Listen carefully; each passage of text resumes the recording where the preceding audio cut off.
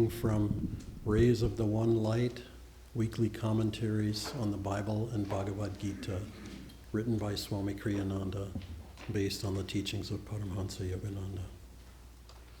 Victory demands the courage of conviction. Truth is one and eternal. Realize oneness with it in your deathless self within. The following commentary is based on the teachings of Paramahansa Yogananda. Jesus Christ said in the Gospel of St. Matthew, chapter 10, "Think not that I am come to send peace on earth. I came not to send peace, but a sword. For I am come to set a man at variance against his father, and the daughter against her mother, and the daughter-in-law against her mother-in-law. And a man's foes shall be they of his own household. He that loveth father or mother more than me is not worthy of me, and he that loveth son or daughter more than me is not worthy of me. And he that taketh not his cross and followeth after me is not worthy of me. He that findeth, that is to say, that clingeth to his life, shall lose it. And he that loseth, in other words, that giveth up his life, for my sake, shall find it." God tests the firmness of our faith. The sword described here is the sword of discrimination. The struggle Jesus describes is not a war against unknown enemies, but the struggle with our own attachment to all that is nearest and dearest to us, humanly speaking. Ultimately, it is a war against the ego itself and against anything with which we surround ourselves to bolster the ego's fragile sense of security. When Yogananda, as a boy, fled to the Himalayas to embrace a life of solitary meditation, he was apprehended by his older brother Ananta and brought home again. At a certain point, before he would accept defeat, he whispered to his friend Amar, his companion on the flight, "Let us slip away when opportunity offers. We can go on foot to Rishikesh." But Amar, whose brother had accompanied Ananta, had turned pessimist, disclaiming any intention of continuing their adventure. Yogananda's memorable comment on Amar's refusal was, "He was enjoying the familial warmth." The spiritual warrior rejects that familial warmth. Rather, he claims the whole universe as his home.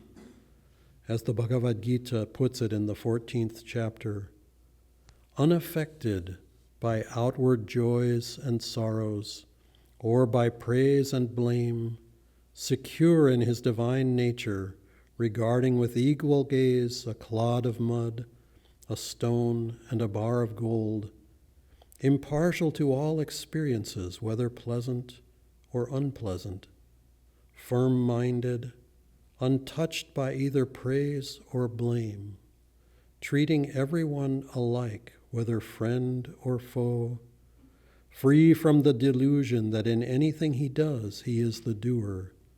Such a one has transcended nature's triune qualities. Thus, through Holy Scripture, God has spoken to mankind. Om, Om, Om.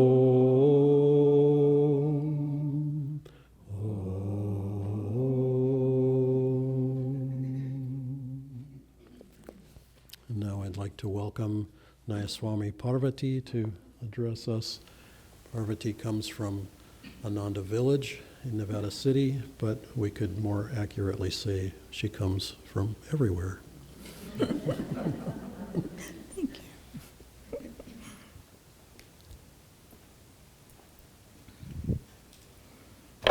Whoops.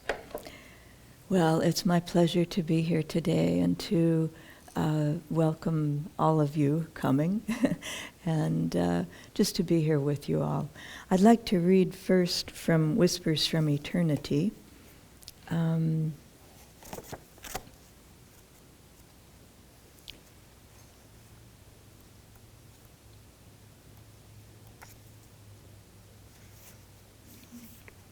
an old favorite.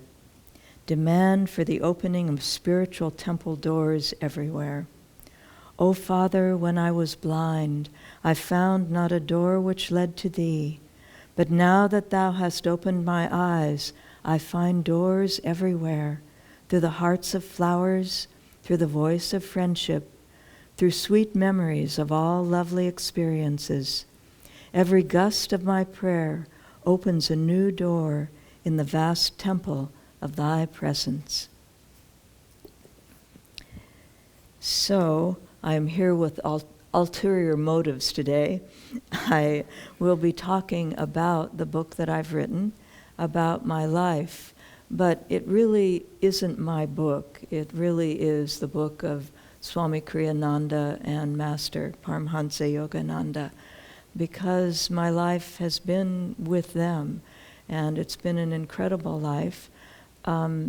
Mainly, I just wanted to start out by saying, people have asked me, well, how long did it take you to write this book? And that, I thought, well, that's kind of a mixed question, because I did it in stages. And I have to say that the reason that I never thought I would write a book, but I also felt compelled, really, to record my life with Ananda, because it has been so incredible. And I think everyone involved with Ananda and has engaged in this life and these teachings would say the same thing. I just happened to write it down. And it's my version of it. You know, it's one aspect, a very small aspect of thousands of people that have been affected by Ananda, Swami Kriya-yoga, Master Paramahansa Yogananda. But this lifetime, and as we moved through it, and I came somewhat early on, not as early as Jyotish and Seva, that was 1966, 67. I came later, 1972. But I have to say that when I came, what motivated me to come, everything else just didn't mean anything. It really was a moment in time. And I remember I came to the place where I just felt, I'm done. I was 24 years old, and I thought, I don't relate to this life in this world. I had graduated from San Jose State and gotten a job at the welfare department. That's what it was called in the 1970s in San Jose. And I worked there for about a year, and I thought, I can't live like this. I don't know what else is trying to happen, but I can't live in this way, that you just have a job and you work and you buy food and you pay rent and then you come back the next day and you do the same thing day after day. And I thought, I can't do that. But I didn't know what else was out there. I did at that point know about spirituality. I did know about meditation. And so I knew there was something deeper, a deeper meaning to life. And that's what I was looking for. I didn't know how to find that, where it would be.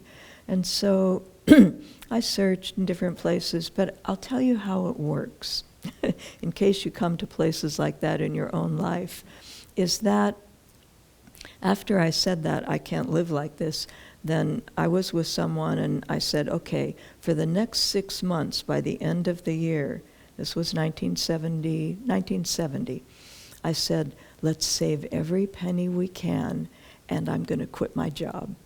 And then we'll see what happens, because something needs to shift here. And right when I did that, when I said, enough, I'm not doing this anymore in this way, life, then things shifted. They started to open up. I remember reading Ram Dass's, his book, Be Here Now. It had just been published right at that moment in time. And it wasn't the whole book that I read. I thought it was a little strange, actually. But when I read the introduction about his life and about how he went to India, how hard it was for him. He was searching, and he met this young guy, took him to Neem Karoli Baba, and all he saw was an old man wrapped in a blanket laying on the ground in a field in India, and it was just like, what? Ram Dass was a professor at Harvard, I mean, he knew things. But at any rate, then he described how that evolved and how he stuck around, he didn't leave, and how it evolved for him getting to know Neem Karoli Baba, his guru, and that it was just really this amazing thing that happened. And so when I read that, I thought, but that's what I want. Not that I wanted what he had, but I wanted devotion, love for God. I needed a guru. I needed help, that kind of thing.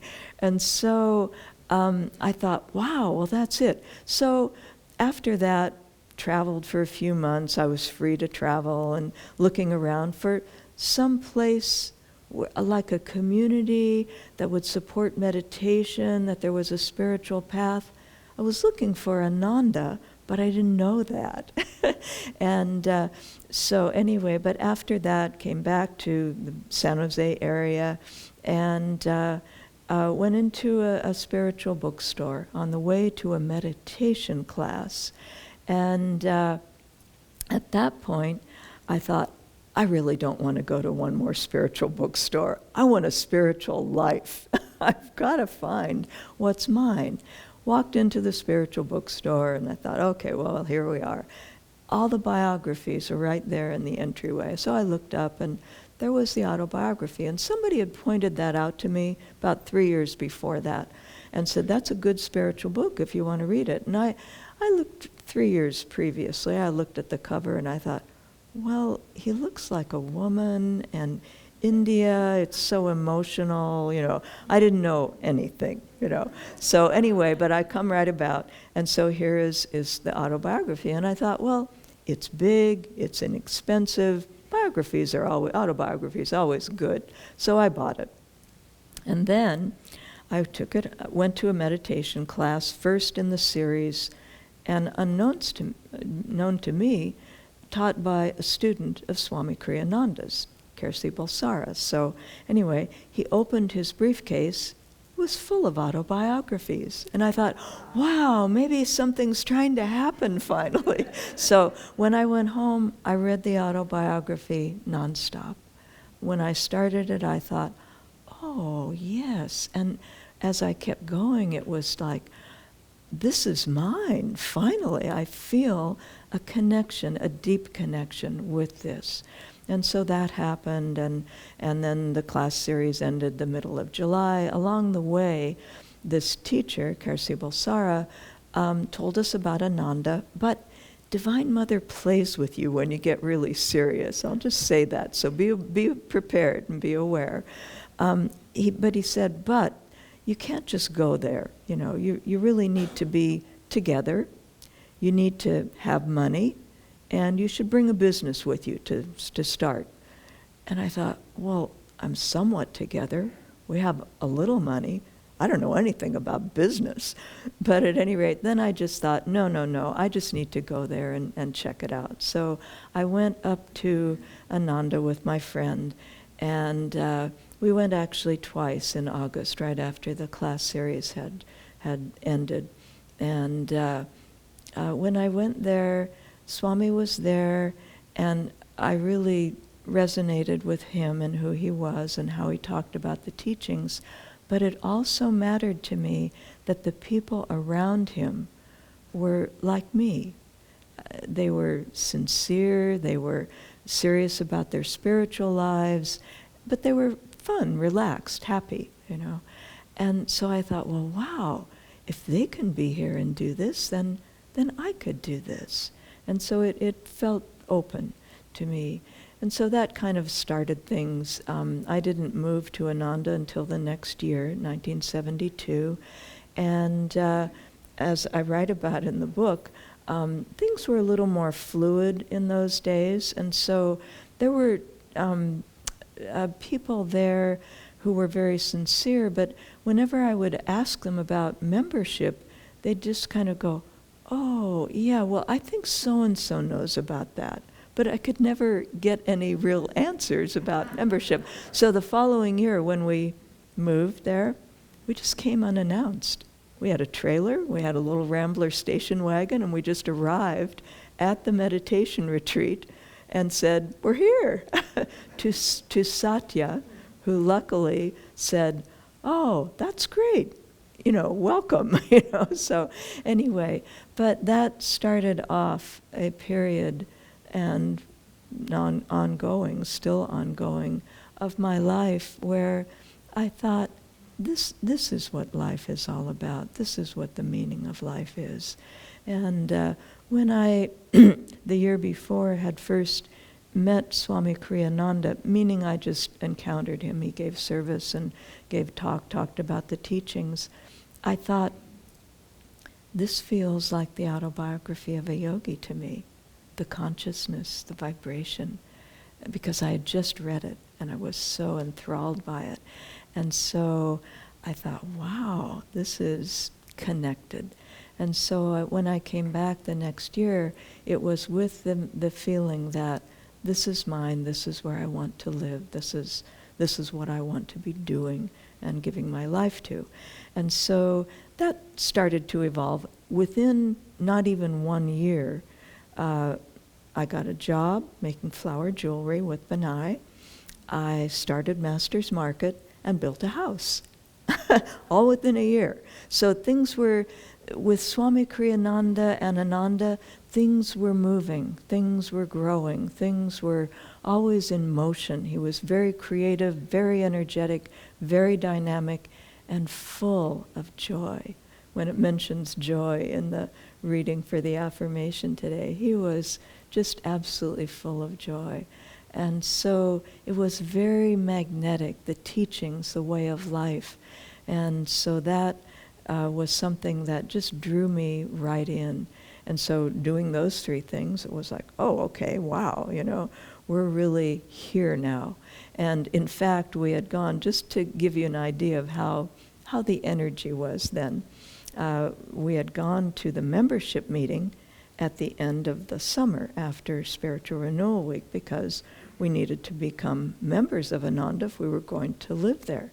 And yet we really knew nothing about it, and nobody knew much about us. And so we were a little bit uneasy about what we were, how it was going to be received. And so we went to the membership meeting. Well, the membership meeting consisted of a little committee, Swami Kriyananda, Jyotish, Seva, Lakshmi, probably a few other people. And we came in feeling like, all we've done is arrive unannounced and say we want to live here. That's about as much as they knew about us that we could tell. But the vibration and the consciousness, they exude out of a person, and they could tell that we were serious and wanted to be there. And so we come to the meeting, and Swami Kriyananda's there, and he turns to the others and he said, well, should we let them in? And the others say, yeah, I guess so. And then Swami turned back to us and he said, well, I guess you're in. And that was it. We were in. So then we were serious. So we had saved money, and so then we went to Seva in the next few days and paid $1,500. That was the membership fee for 2 people, and it went to paying the land payments, which was in motion at the farm, at the village area there. Anyway, so that happened, and then the flower jewelry and the market and the building the house, and it was by hand, by the way, no electricity. So the lumber, you saw it, you had some things, but not a lot, and we had help. But that was quite an adventure. And in the topic for the book, it's Say Yes to Life, Spiritual Adventure and Discipleship in the Building of Ananda, because the two are connected. It's not just spiritual adventure without context. It's in the context of discipleship. And so I'll tell you a couple stories about how that unfolded for me. The first part was my motivation. I did this, I got a job, I started the market, we built a house, that was self-motivated. But then when Divine Mother, Master sees that you're serious, then you get the discipleship part starting to happen. And so, about 4 years into living at Ananda, Swami Kriyananda got very serious about writing the path. He had tried to write it before, and it was about his own life, but really about in the context of his life with Master, his life with Yogananda, which was incredible. Only 3.5 years, but very, very deep. And so he was writing, and he was very focused. He would read chapters as he was going along at night, and we'd be listening to them, all of that. But he was getting ready to finish writing the path.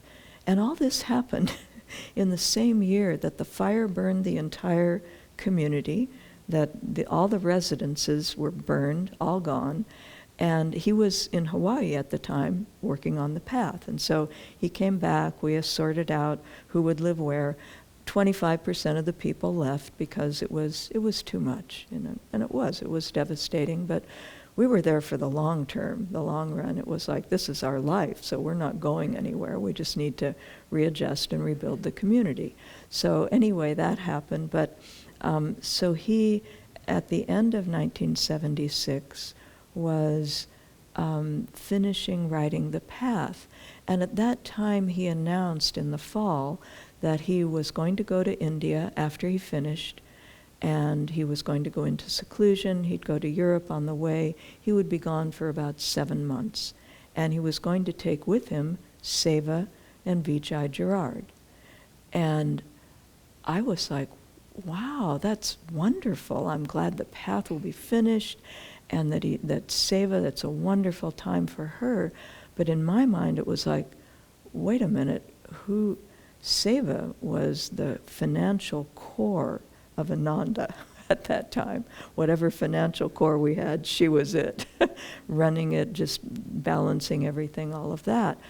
And so I remember very distinctly going to Asha's trailer. I lived at the monastery at the time, and 1976 in the fall, and going to Asha's trailer, and I said, Asha, gosh, it's really great. Seva will be, going to India with Swami and all that, but who on earth is going to do her job? Well, she's gone for 7 months. I mean, that's a long time. And Asha, in her very impersonal way, said, oh, well, we were thinking you could do that. And I was like, what? I mean, I was like hysterical, you've got to be joking. This is really not going to work, just my initial thing. But interestingly, another level of me said, you know what, this is about discipleship now. And I wouldn't be being asked to do this if somebody, including Swami, didn't think that I could do it. And all along, doing the market, building a house, Swami was saying to us, don't limit yourself. Don't think of yourself as a man or a woman, young or old. You can do anything.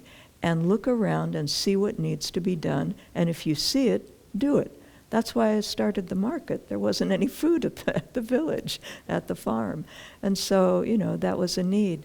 But this now, I thought, okay, this is a lot deeper. I can do anything than I've ever tried to do before, than I've ever experienced. But I thought, you know what? Go for it. Yeah, just go for it. And so Seva and I met. At first, Swami was going to leave early January or February 1977. That was just a few months away. And I thought, no, you cannot do that. I need time. And so luckily it got pushed back to about April or so. And then I was able to spend 3 or 4 months training with Seva. And I've always thought, because I wasn't I didn't do bookkeeping. I didn't have a mind for that, but I knew that I could do it.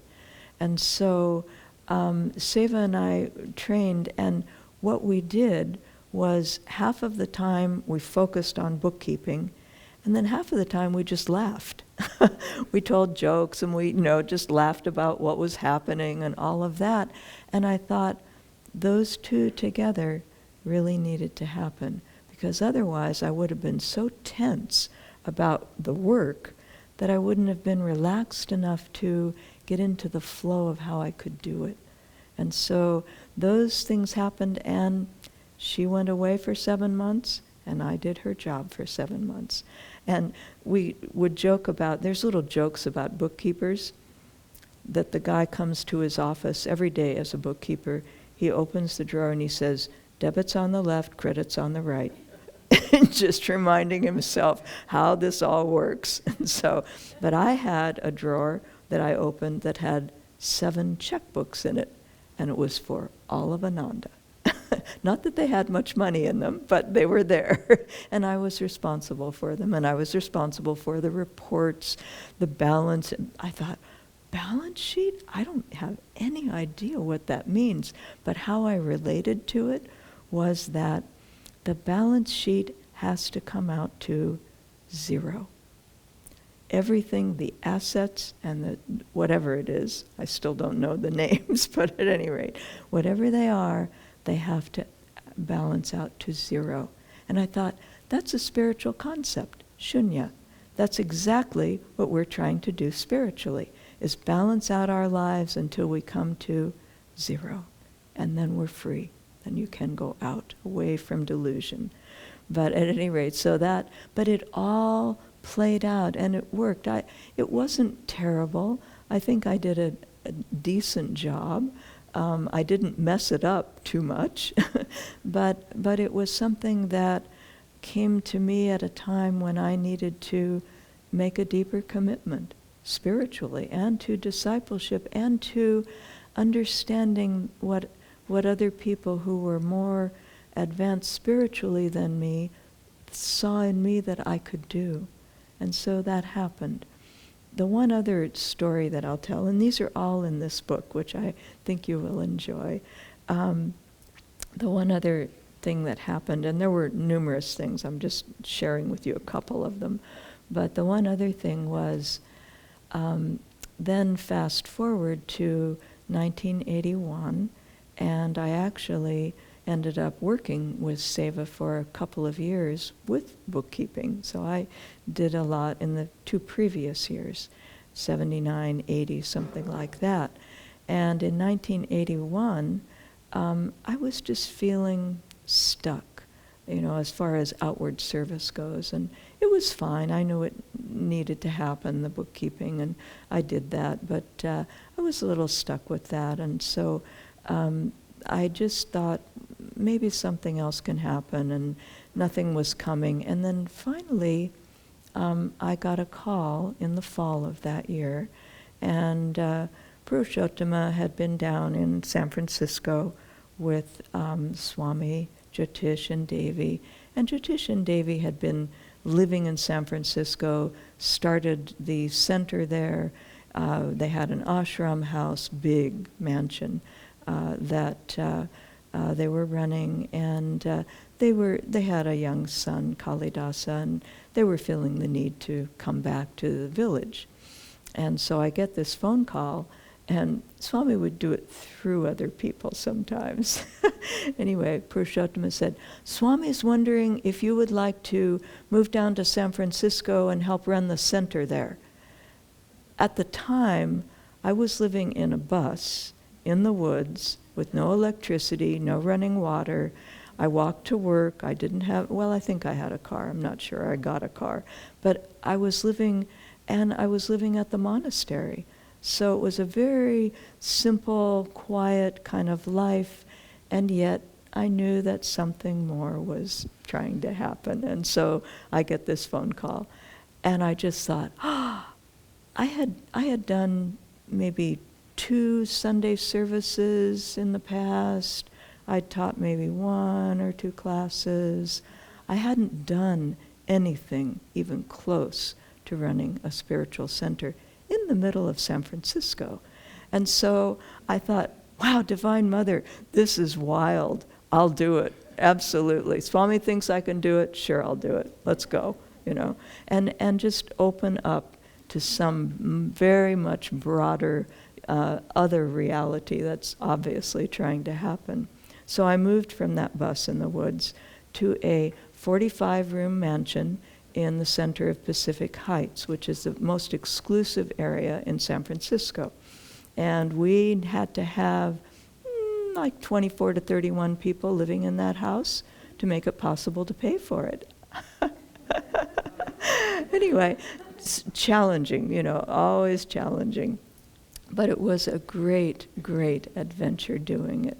And and I did it not alone. Ram and Diana were down in Atherton area, and they came up and joined me.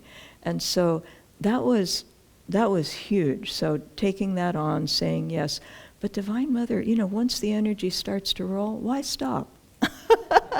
So, in addition to that, so we were training with Jyotish and Devi. I had arrived in beginning of November, and Ramadhyana came at the beginning of January. So we were training, and every so often, Jyotish would say, I think it would be a really good idea, because we not only had the mansion, 45 room, 9 bathrooms, filled with people, we also had a center in the Richmond district, teaching center, that we needed to keep going as well.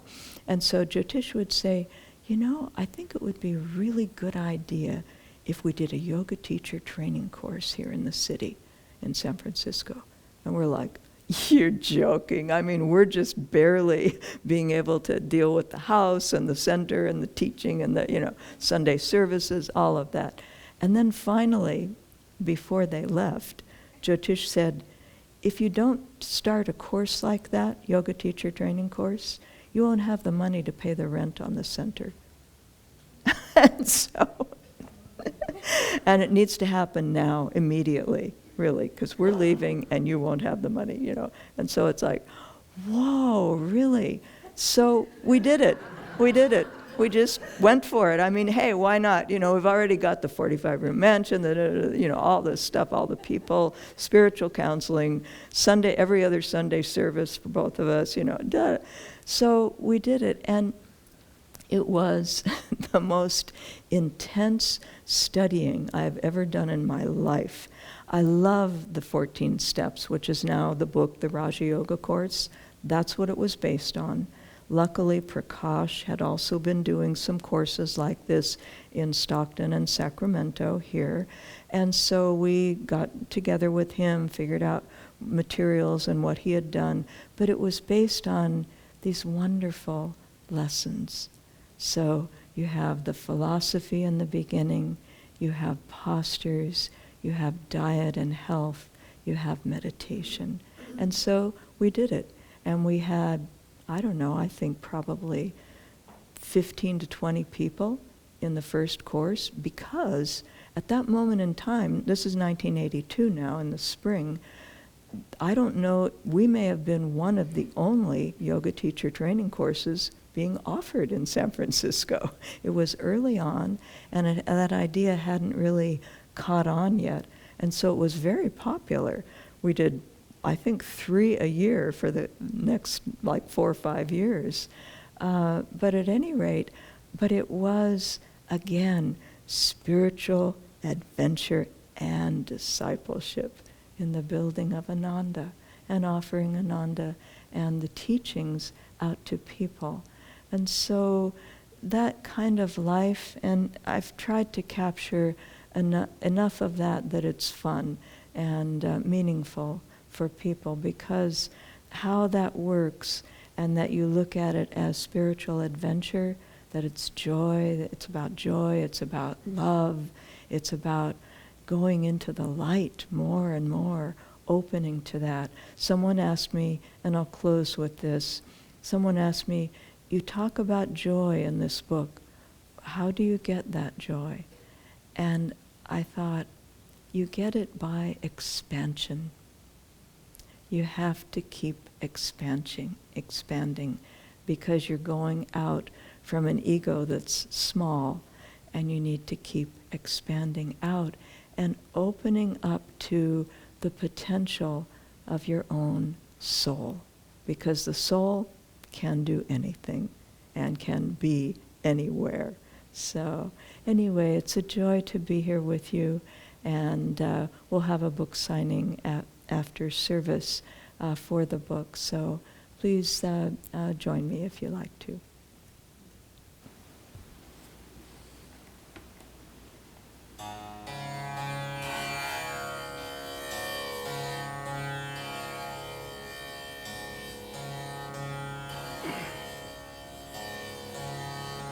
From the depths of slumber as I ascend the spiral stairways of wakefulness, I will whisper,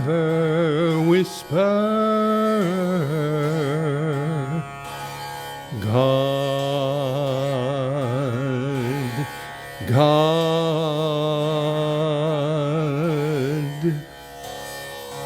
God.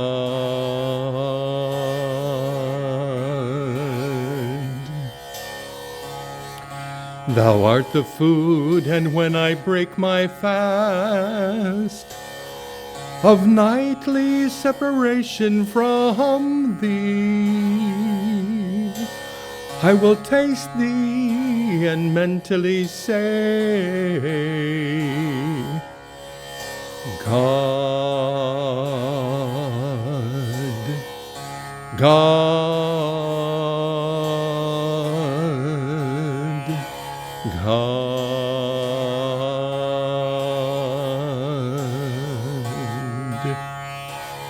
No matter where I go, the spotlight of my mind will ever keep turning on thee.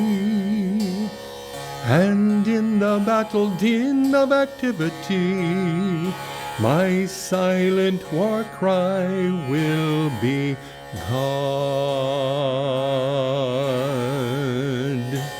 God,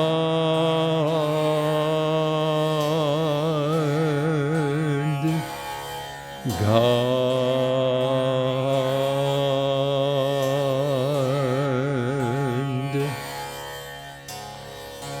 When boisterous storms of trial shriek, and when worries howl at me, I will drown their noises, loudly chanting, God, God,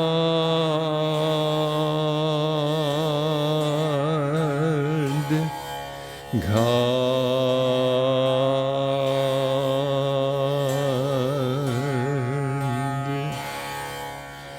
When my mind weaves dreams with threads of memories, on that magic cloth will I emboss God, God,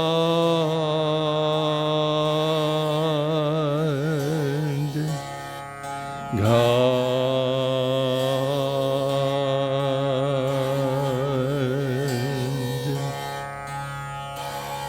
Every night in time of deepest sleep,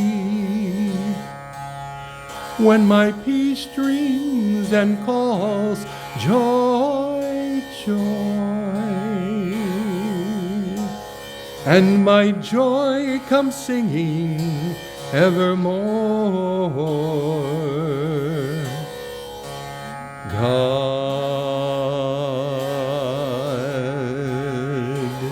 God,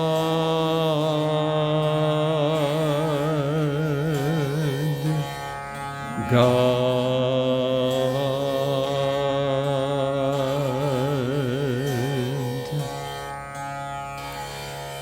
In waking, eating, working, dreaming, sleeping, serving, meditating, chanting, divinely loving, my soul will constantly hum, unheard by any. God